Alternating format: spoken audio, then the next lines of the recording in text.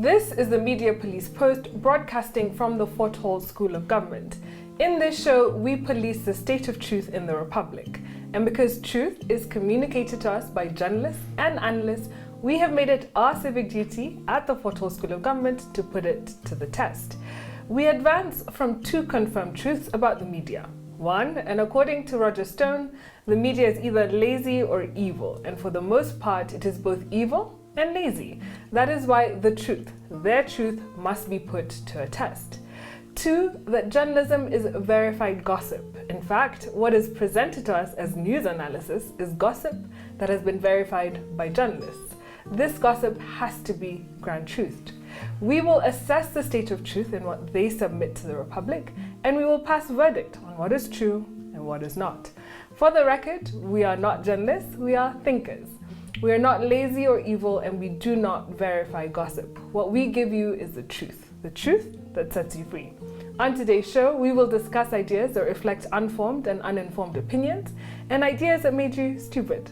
Narratives that fell into the cognitive trap of we see things as we are and not as they are, and narratives based on conjuncture history and those that smack of envelope journalism. Welcome, AX and Ms. K. Thank you. So today I plead that I do not know a lot about our history, but I am learning. And what I recall was that there was an era called the Nyayo epoch. In this period, the law was the president and the president was the law. We lived under a maximum leader, a tyrant of sorts. And after 24 long years, we said never again. This was the spirit of the 2010 Constitution. To ensure that we would never again suffer a tyrant, our Constitution limited the power of the president. And it did. To ensure that we would never again suffer unjust laws, we limited the power of Parliament, and we did.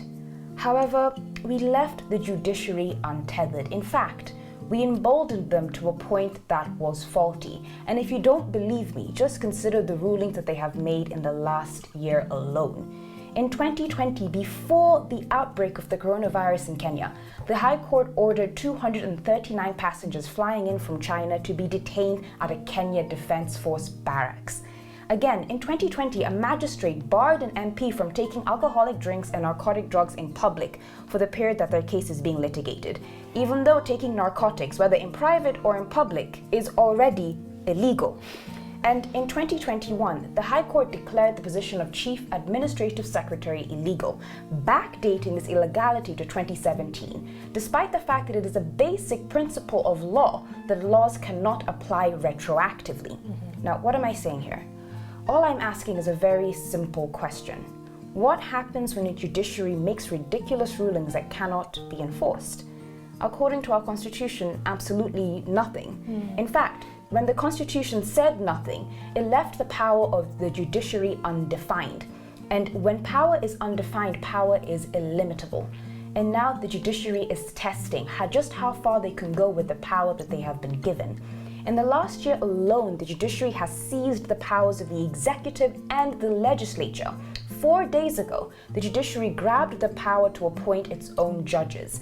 And in August, the judiciary snatched Parliament's amending power for itself. Willie Mutunga told us that this country will be ruled by judges in the same way that the Holy Bible in Israel was ruled by judges. Is it possible this is what is happening? That bit by bit, ruling by ruling, judges are preparing to become Kenya's new tyrant. Though, as I said in the beginning, I may not know much, I do know this. In our nation's attempt to never again live under tyrants, we could have created another, and we have absolutely no one to blame but ourselves. Very true. In fact, I'll continue on this. Last week, former Chief Justice Dr. Willie Mutunga did an interview about his life post-retirement. The interview was published in the Daily Nation, and in that interview, the former CJ gave some malicious advice to the current CJ Martha Koome on the matter of the swearing in of the 6 Court of Appeal judges that the president has refused to swear in. It was bad advice. It confirms what Professor Mutahi Ngunyi says of Dr. Mutunga. He has reached intellectual menopause. His intellectual ideas are past their sell-by date. And I would like to caution CJ Koome against using Dr. Mutunga's uninvited advice. It is nothing but nihilism.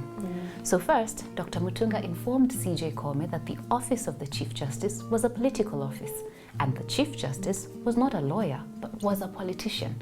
Therefore, in dealing with the executive, Martha Koome should not give legal advice, she should give political advice instead. But what Dr. Mutunga did not tell CJ Koome was that in politics, unlike lawyering, there are no rules. And the experienced politicians go with a simple adage of doing unto others before they do you. So failing to mention this is an indication that Dr. Mutunga is naive politically. Well, what do you think? So if Justice Koome swears in the 6 contentious judges and she executes it politically, she will be partaking in high treason. This is because any person or office bearer who attempts to usurp the powers of the president is engaging in a treasonous act. They are attempting a coup of sorts, and they will be met with the full force of the state. The judiciary has been openly nibbling on the political cheese around the state and using the law as a shield to protect itself. But even Dr. Mutunga agreed in his interview that a CJ can go rogue.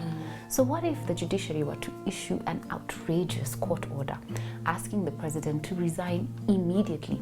And if he does not resign, the Chief Justice will make him resign? And this is not far-fetched. A case seeking interpretation on who goes home if Parliament were to be dissolved is in the judicial pipeline as we speak. Then the case will be taken to the 6 judges sworn in by CJ Koome on appeal. How do you think they will rule? Law is a matter of interpretation, and some decisions have the capacity to threaten the very stability of the Republic.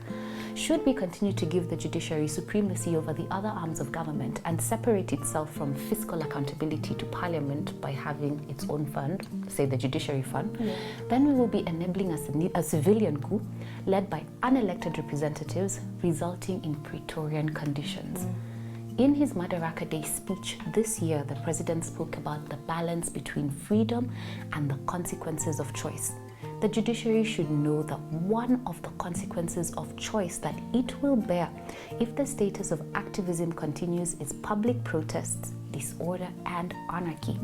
This is because the unstated rule we are operating under is that the people obey the decisions of the court as long as they are housed within the will of the people and general public opinion.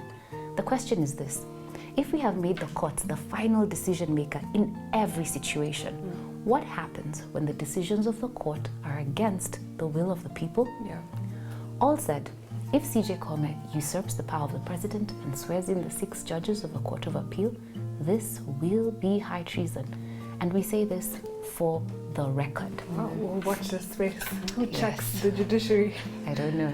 So let's pivot a bit to politics. Otieno in the Sunday Nation told us that in Kirinyaga, the deputy president spoke like a man who had already won the presidential race, going as far as giving reassurances to his predecessor. He also tells us that this is why Uhuru Kenyatta wouldn't want Ruto to succeed him. In my view, this political style has always been a part of a desperate scheme on the deputy's part, hoping that if he plays a part of president, the rest will surely follow. But here's why his plan won't just fall into place as it did for Moi 43 years ago. If politics is about speed and terrain, many things are changing when it comes to both.